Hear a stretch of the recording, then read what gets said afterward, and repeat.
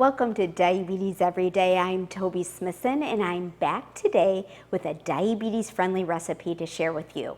Remember to hit the subscribe button. Today's recipe, 4-layer stuffed avocado, comes from fellow dietitian Toby Amidor from her new book, the Create-your-Plate Diabetes Cookbook. She focuses on one of my favorite techniques for teaching about healthy eating for people with diabetes, which is the plate method. Placing vegetables on half your plate, protein foods on 1/4 of the plate, and carbohydrate foods on the final 1/4 of the plate.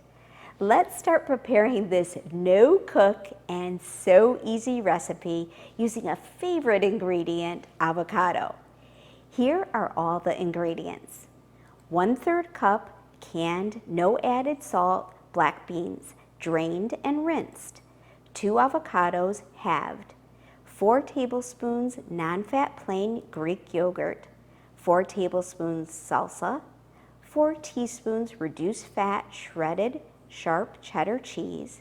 1/4 teaspoon sea salt. 1 lime quartered. Okay, let's start this quick meal prep. Place the beans in a small bowl.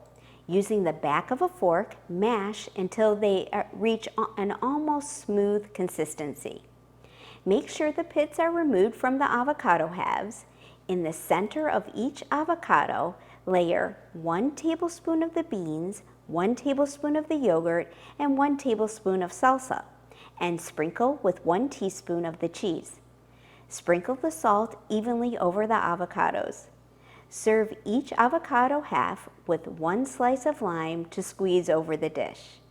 This recipe serves 4, and each serving is 160 calories, 12 grams fat, 12 grams carb, 6 grams fiber, 5 grams protein, and 180 milligrams sodium.